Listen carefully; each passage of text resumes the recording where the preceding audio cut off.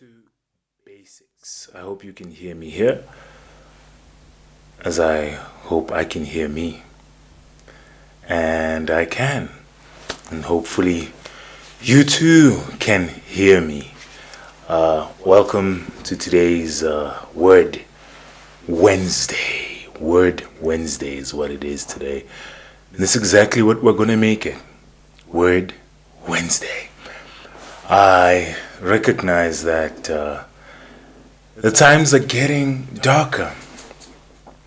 And,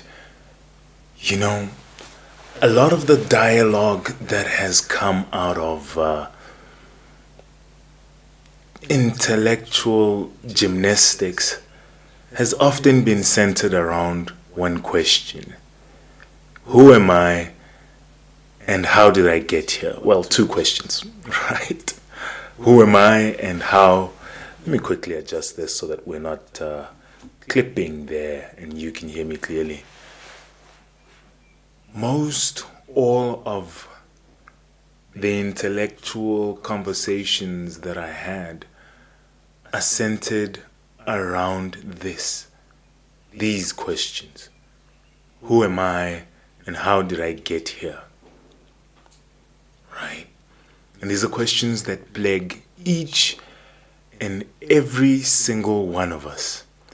And as such, I thought before I turn this space towards the more meaty issues that arise from this internal conflict that we all battle with, I thought it fitting for me to go back to where the origins of these ideas, which have now become mainstay, where do they originate from? Where did they start from? They might not have originated from the same, but where did they start from? And many of these questions were and have always been religious questions. Science was initially a religious endeavor. It has now found its own feet and found new masters who seek to bend it every what way in an attempt to deny its DNA, its origins, around which at its core is the question of, is there God at the end of the day, right? And that's where I want to take these conversations. I believe that the cultural conversation, the cultural climate, landscape has drifted a bit too far left, right? A bit too far into the esoteric space of define anything and everything as you will, which to the best of my understanding can be accredited to Nietzsche and his declaration of God's death.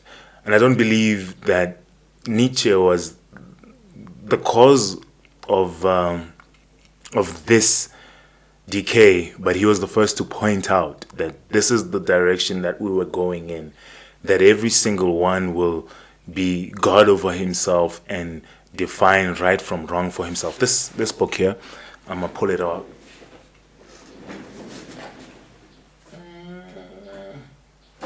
Oh my God, where is it?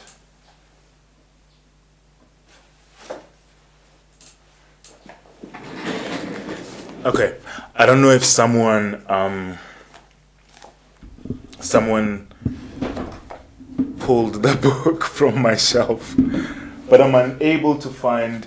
Let me quickly see if I can find it.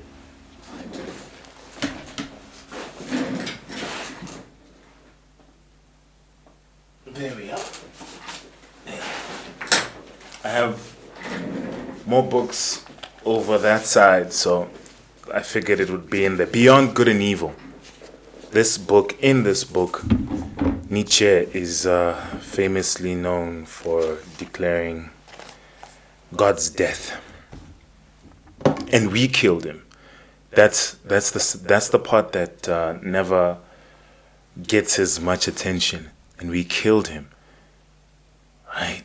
And there's a hard expression in there about our pens being drenched in God's blood or something of the sort. I need to reread the book because it's been a while. But it's like Acheomo, Beyond Good and Evil, a lot of Nietzsche's,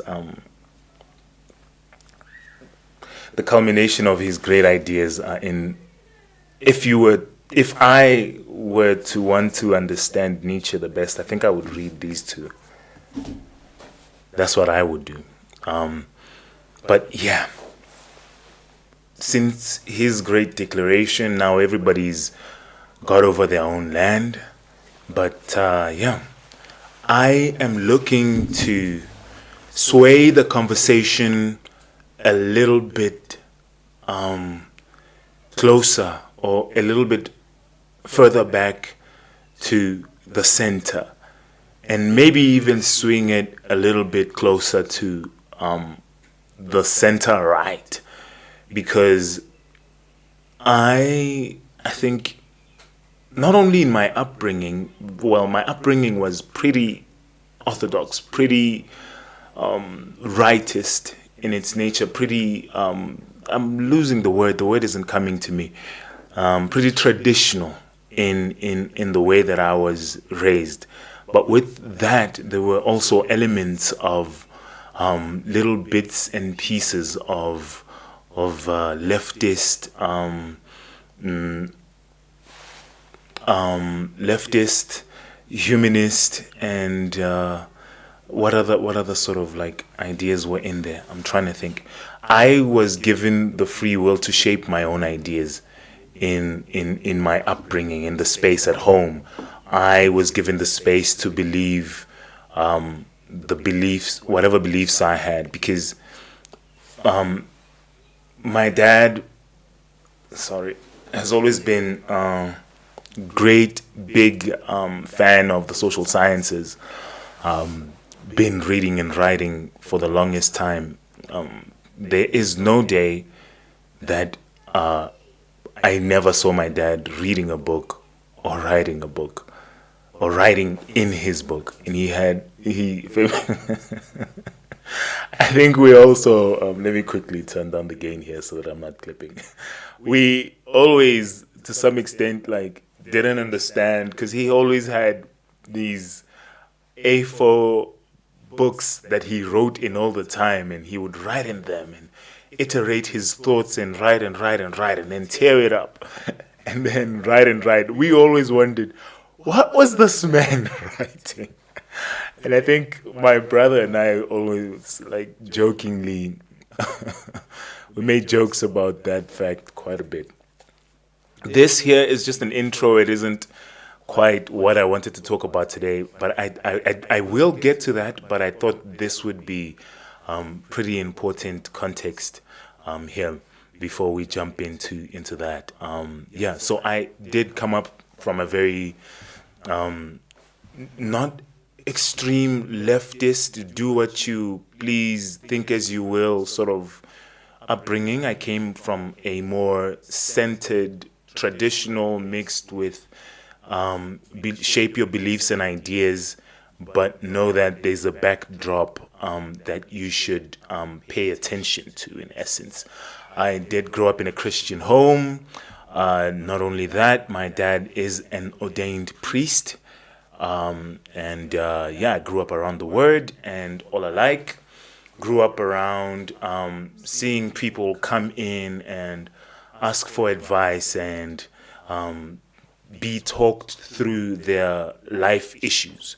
I grew up around that. That is the sort of thing these are the sort of experiences that have shaped my personality and what I care about and all of that. All that to say, I believe that the social, again, and political and just in general ideological landscape is leaning a little too far towards there is no objective truth, everything is subjective, believe what you want, do what you want sort of space, and that I am starting to realize more and more is dangerous. Not that I didn't realize it before, but we're in a space where the death of objective truth is making it so that it is harder to be human and be around people. More especially when the issues of our differences start to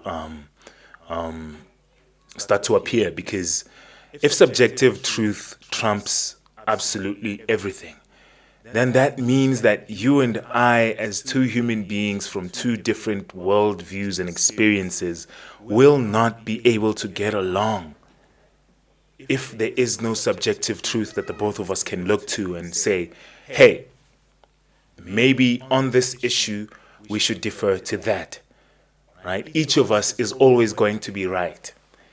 And unfortunately, that cannot happen. It does not make sense that every truth is the truth. There's truth in almost everything, but not everything is the truth. And that's where I would like to place some stepping stones towards bringing the conversation more towards, wait, what are the things that are concrete and solid that just cannot be refuted? These are hard conversations to have, and these are hard ideas to grasp and maybe even play around with, but these are ideas that we need to wrestle with. And that's the problem with subjectivity. It's an easy cop out for wrestling with these heavy, difficult ideas like, is there God? One way or another, you are going to find out objectively, because none of us escapes the reality that awaits all of us at the end of our times, right? Each of us is going to find out, right? It's a scary thought for some, but it's the facts. Each of us is going to find out, right? That your subjective truth might not, or not even might, likely isn't the truth. Because at the end of the day, it will be undeniable, whatever experience you have at the end of your time here. Right? All of that to set up for the segue into what I'm going to be talking about specifically today. I'm also going to take this time to start outreaching. Like, I realized that growing up in the context that I grew up in, with the ideas that I grew up around of, like the Bible and all these things that have shaped me, I take them for granted. So, in as much as I've noticed other Christians also take it for granted that we believe in the things that we believe, and in our minds, I guess, everyone else also believes in the same things that we believe, which is, I hope up to this point. I'm gonna I turned down one of the microphones because I wasn't sure whether we're getting like double trouble here. So hopefully up to this point it hasn't been too disturbing. Yeah, so we as Christians take for granted the ideas that have shaped us. And they are ideas. They really are ideas. Let me see. Let me quickly Google the word idea, right? What is an idea? Before I segue into what I had to share today. Idea meaning. I hope it also gives me what do we call this? The word is in my mind, but it's not coming to mind. A thought or suggestion, an aim or purpose. More definitions. Aim, opinion, and then in philosophy, Platonic thought. An eternal existing pattern of which individual things in any class are imperfect copies. That's Plato. Wow. Okay, I was just edifying myself there. But I'm going to go further than what that said. ideas are spirits that possess us, according to me. Right? These are spirits that possess us, pneuma, that possess us, and not spirits in a demonology sort of a sense. Like these are our emotions. Ideas are spirits that possess us, and not only possess us but lead us or push us, or set us in motion. Yes, those are ideas. Those are ideas, and often ideas do cause us to get quite emotional. But that's me. That's my thinking. And feel free to have a field day with that definition and pull it apart. But in my framework, my mindset, ideas are spirits that possess us. Now, we could go back to thinking through what spirits are, but that's a conversation for another day. And as I shape my ideas and learn more and read more and grow more, many of these ideas are going to evolve, grow, be let go of. But these are the things that I believe right now. And I want to make sure that I get them out so that other people who are far wiser than me can be able to correct me and be able to shape my thoughts, but obviously with very, very well thought out, convincing logic and argument, not just sentiment and this is how things are. Okay, lay your case properly. But today I wanted to, as I segue here from my very passionate introduction there, I wanted to share. Let's use the Christianese. I wanted to share on this issue of trust. Something that for me right now, at this point in my life, I'm having to learn, relearn, and relearn again. Right? I've broken it down into 3 parts. Right? Trust has 3 parts, according to me. There's 3 parts to trusting and trust. Right? There's the person asking to be trusted. Right? There's the person who has to trust. And then right between them is a gap. There's a gap in between there. Right? Me, and this is the part that is challenging for many people. That there should be a gap between there. Between me asking you to trust me and you trusting me. There should be a gap. And if there isn't a gap, something is wrong. Something needs to be addressed. Whether with you who's giving the trust or you who's just expecting the trust to be given without a gap. So, I'm going to contextualize this in a biblical framework. Right? Trust. 3 pieces. There's God's part when it comes to trusting. Right? There's your part that you need to do when it comes to trusting. And then there's the gap in between.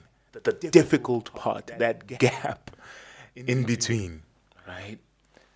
It's interesting to me that even God himself doesn't ask us to just trust me. He doesn't say that.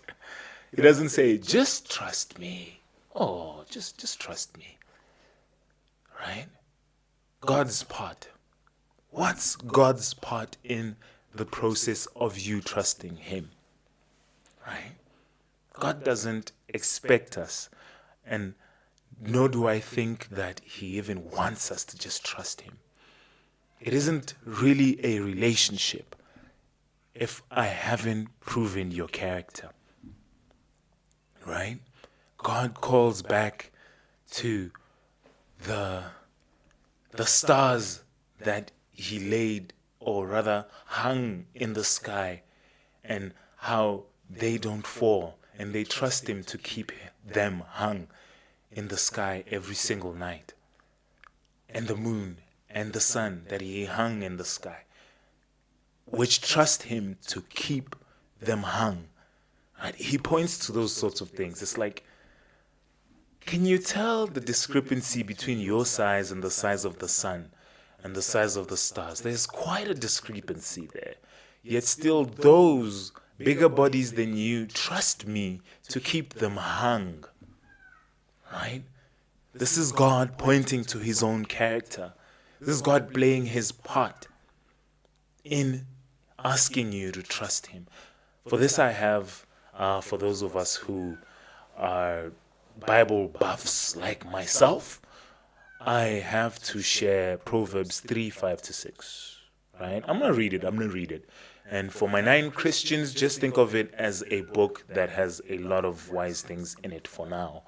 And pretty soon we're coming for you. We're coming for you. We're going to change your beliefs. We're coming for you. Yeah, so here we are. Proverbs 3, 5 to 6. Trust in the Lord with all your heart and do not lean on your own understanding, my friends. Do not lean on your own understanding. Right? In all your ways acknowledge him, and he will make straight your paths. God's name is trustworthy. Right? Just his name is trustworthy. How exactly is his name trustworthy? I pointed to you. Look at the stars. Right? Look at the sun. It trusts him to stay hanging. Right? Look at the birds of the trees. They trust him so much that they sing every single day in the morning. You want to know God's part in you trusting him? Simple. Every single day, he brings the sun up and sets it back down. That is a testament to his faithful character. Faithful, faithful, faithful God he is. That even on the wicked, he pours down rain. He's that faithful. Right? That's God's part. For him to be a faithful and reliable God. That's the part he has played. And that's the part that he continues to play. Right? And then after that, there comes your part. You who is trusting in the Lord. Right? Or if you want to contextualize it in the form of relationships, you who is trusting the person that you're trusting, or your friend, or your partner. Right? What's your role? Your role, right? Like I said, you can't just trust, right? You can't just trust. There's a gap in between. It isn't trust me and then boom, you trust. It's like wait for the Lord and keep his ways. Right? That's where the trust is. That's your role. You wait. You stay there, and he says, hey, I'm trustworthy enough to put the sun up and set it the next evening. Okay, I'll wait, Lord. Here, waiting to see the sun rise and set again. Right? And surely enough, the sun is setting outside right now as we speak. Right? So that's your role. It's that waiting role. That waiting role. That's the one that gets us in trouble. Psalm 37, 34 for anyone who wants to read that on themselves. Wait for the Lord and keep his ways. Keep his ways. You don't sit there waiting in trust, waiting to grow in trust in the Lord, right? And then be thinking, oh, the sun has not set yet.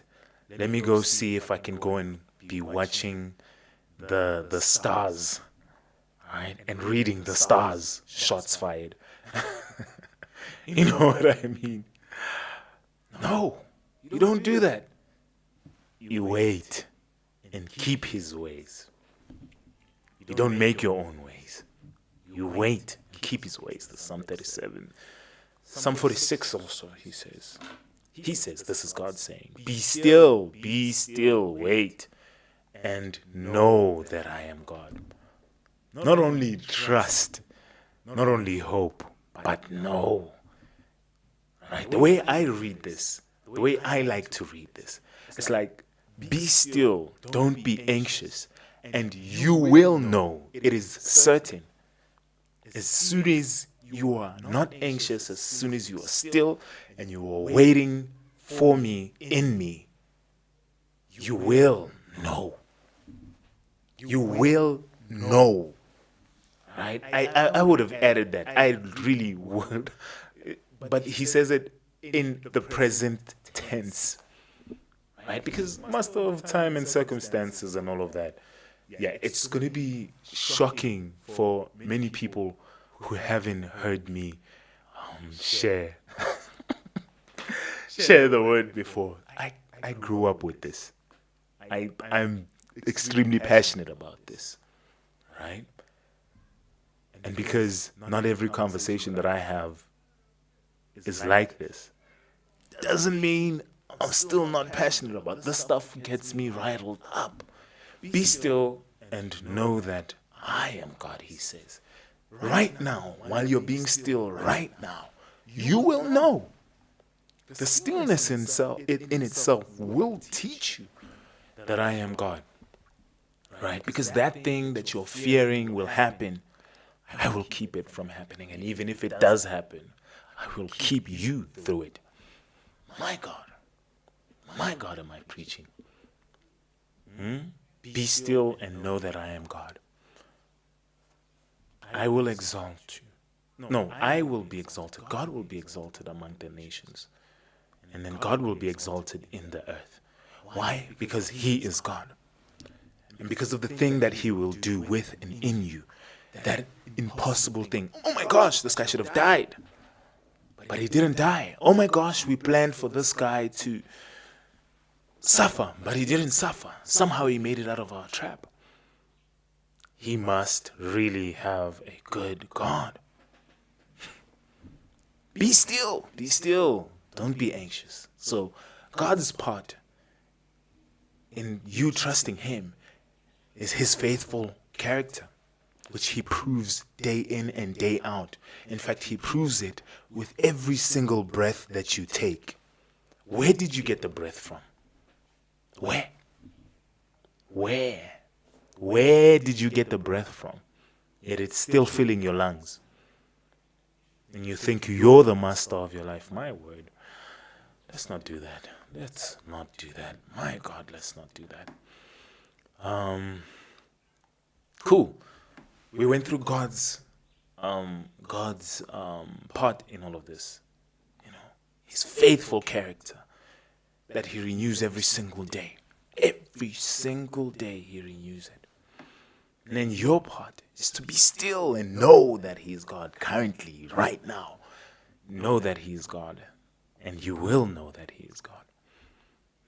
That's your part. And wait in his ways. Not in your own way. You wait in his way. That he will certainly make known to you. And then there's the big issue with trust that we all have. Biggest issue. And it's the gap. The gap is where the problems start. Lord, if it is truly you, call me up out into the water and let me come to you. Sure, pull through, guy. Come through. Takes one step, takes another, begins to sink. Why? Because there's a gap between you and your fallible character, right? And that one true God who is you seeing him. You're watching him stand on the water. There he is right there on the water. Right there on the water. He's standing there. But there you go. Right? Taking your eyes off of Him. Paying attention to the gap. Paying attention to your own feet. Right? Trusting in your own feet. I'm spitting. Yeah. I am spitting. Okay? Okay? It's the gap. It's the gap that's the issue. It's not that you don't want to trust the Lord. It's not that you don't want to wait in the Lord. There's a gap. You want to be healed right now. You want to press that instant button and get things resolved now. That's what it is. It's the gap. Yeah, preacher in me is coming up.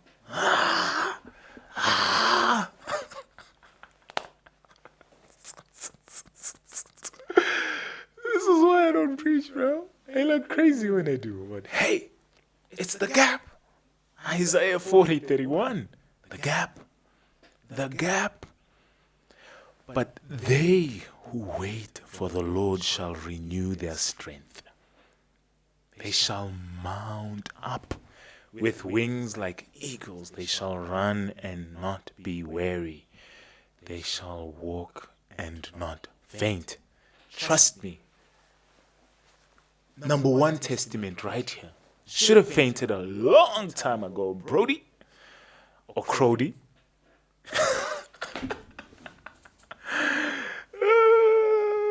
I didn't want to jump into that, but yeah. Should have fainted a long time ago, a very long time ago. But here we are, with strength that is renewed daily.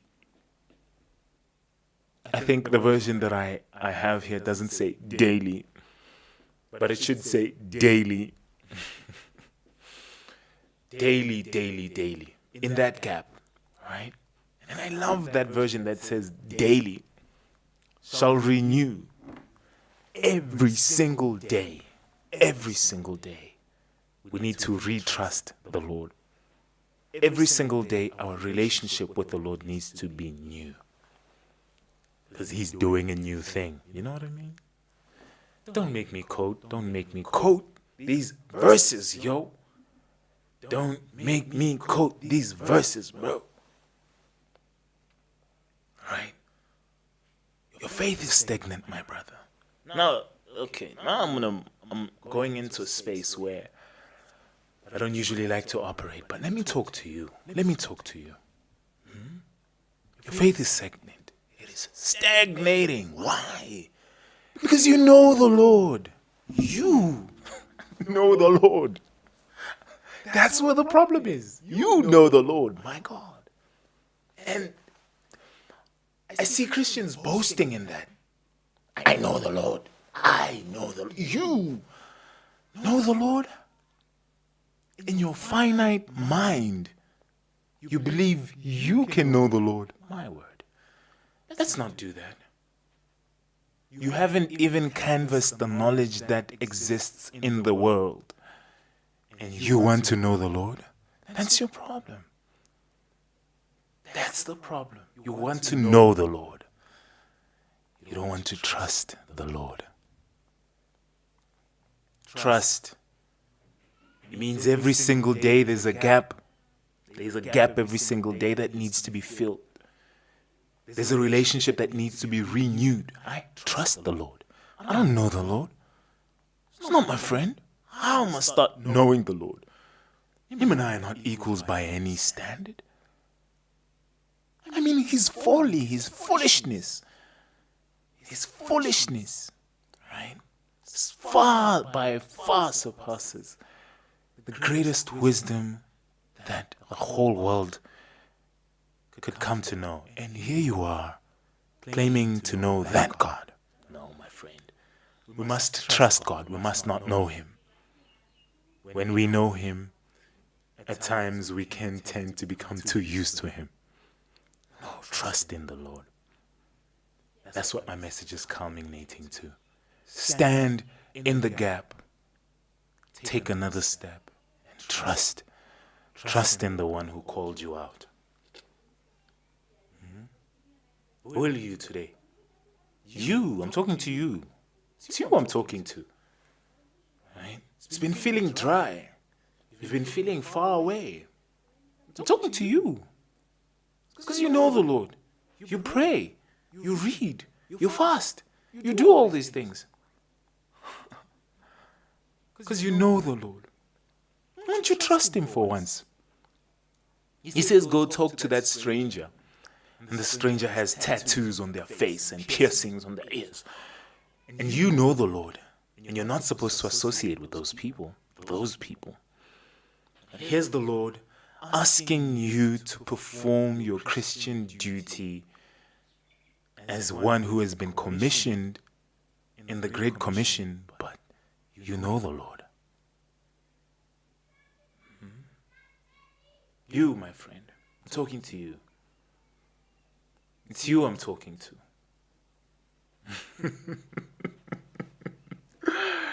I'm going to close it out here before I offend too many.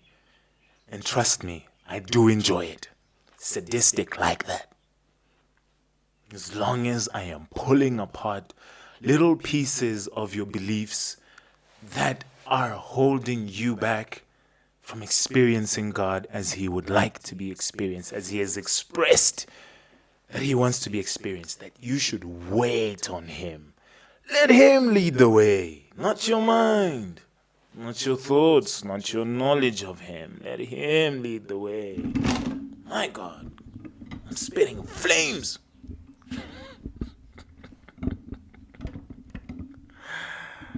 If you didn't know, now you know now. Now you know now. Yeah. All right. Yeah, we're working towards.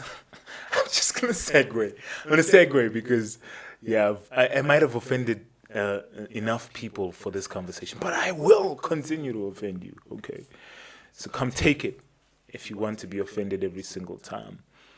I'm gonna be here on Wednesdays doing just this over and over again. And if you have any specific conversations or thoughts that you've been struggling with, especially as a Christian, because I think what we need to do in the Christian faith is to reach Christians again. Disciple Christians again. That's what we need to do. Evangelize to Christians again. Again. Many have been caught up in, oh my God. I'm going to calm down here. Okay, I'm wrapping this up. We are working towards our date. Come join me on the 26th of this month to share a cup of coffee, to share a cup of juice if that's what you're into, share some music, and just be human together in one single space. Thanks for listening to me if you've listened up to this point. My name still is Faliwe Kanji, and I still do appreciate you. Appreciate you. And as always, adios, adieu, and to God.